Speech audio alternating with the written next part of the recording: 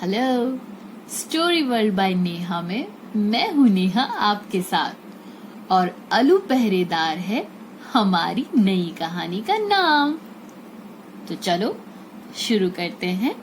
अलू पहरेदार। उड़ते उड़ते घूमते घूमते अलू रात की रानी के पास आ जाता।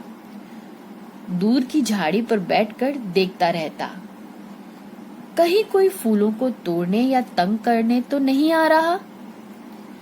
अलू के रहते कौन आ सकता था भला, पर अलू भूलता नहीं था कि वह एक पहरेदार है।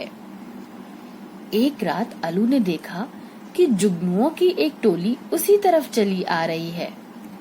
वे हंस गा रहे थे। अलू को लगा कि ये रात की रानी को जरूर परेशान करेंगे। उसने धीरे से कहा, शोर नहीं, यहाँ शोर नहीं। पर जुगनू आपस में मस्त थे, उन्हें अलू के टोकने का पता ही नहीं चला।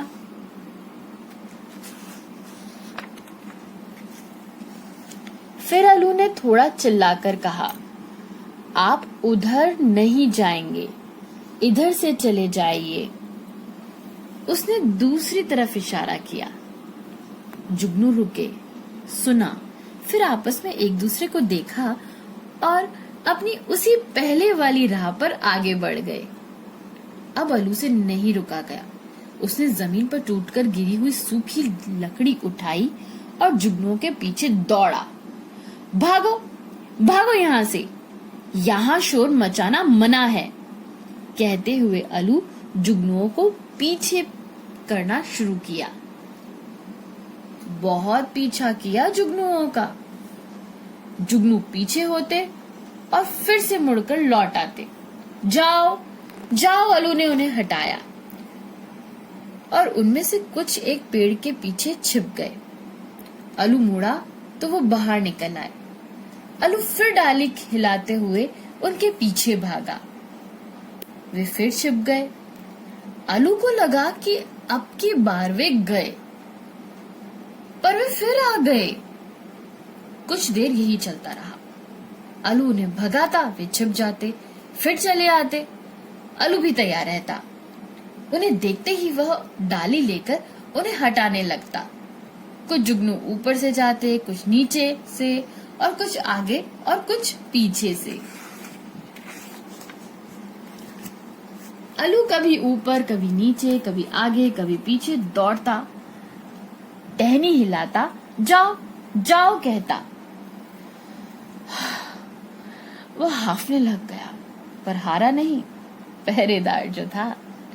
सब जुगनू एक साथ हो गए, बड़ा सा झुंड बनाकर आगे बढ़े।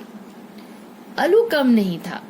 वह उसके घेरे के बीच में कूद पड़ा और अपनी डंडी चारों तरफ घुमाने लगा और लड़ता रहा। उधर रात की रानी ने देखा कि वहां लड़ाई हो रही है। अकेला अलू जुगनुओं से लड़ता रहा। अरे अलू, लड़ो नहीं, वह चिल्लाई, ये जुगनू भी दोस्त है। पर अलू ने सुना नहीं। वह लड़ने लगा, तेजी से लड़ रहा था। जाओ जाओ कहते हुए हाफ रहा था। जुगनू हटीले थे, पर अलू का हट ज्यादा था। उसने इतनी मेहनत की कि जुगनू हट ही गए, गायब हो गए। अलू ने चैन की सांस ली। दूर दूर तक चमकते दमकते जुगनू दिखाई नहीं दे रहे थे। पहरा हो तो ऐसा, अलू ने सोचा और टहनी को एक तरफ रख दिया। इतनी उछल कूद के बाद उसे भूख लग गई थी। वह झाड़ी में बेर ढूंढने लगा। जुगनू इसी ताक में थे। वे रात की रानी के पीछे गड्ढे में जा छिपे थे।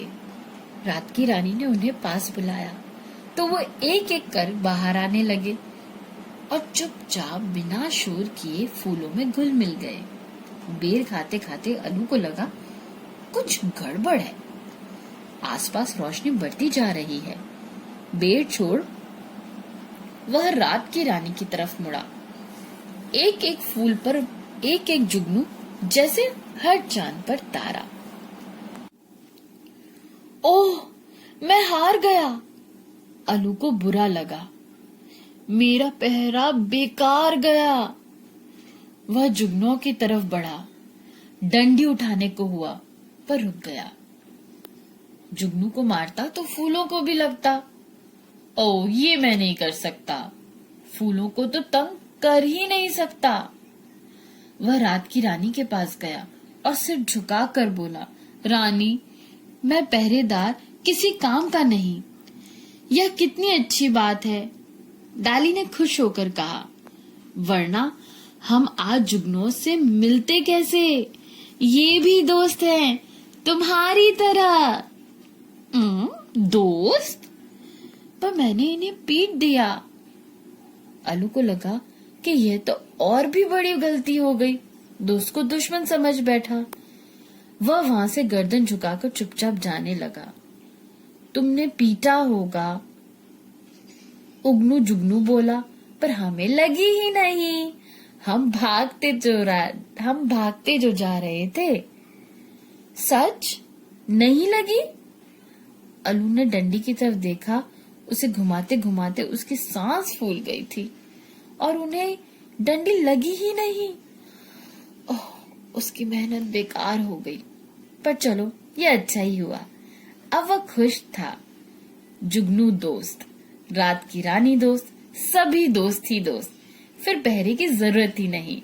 आओ, तुम भी खेलो हमारे साथ, रात की रानी ने कहा। फूलों के बीचों बीच जुगनू घूम रहे थे। वे छोटे थे और फूल भी छोटे छोटे थे। अलू को लगा उसके पंख कुछ बड़े हैं, इसीलिए उनके बीच उसने कम उछल कूद की। फूल भरी डाली को पकड़ उसे लटक अलू उसे धीरे धीरे झुलाता रहा। फूल झूले, जुगनू झूले और साथ साथ झूला अलू भी।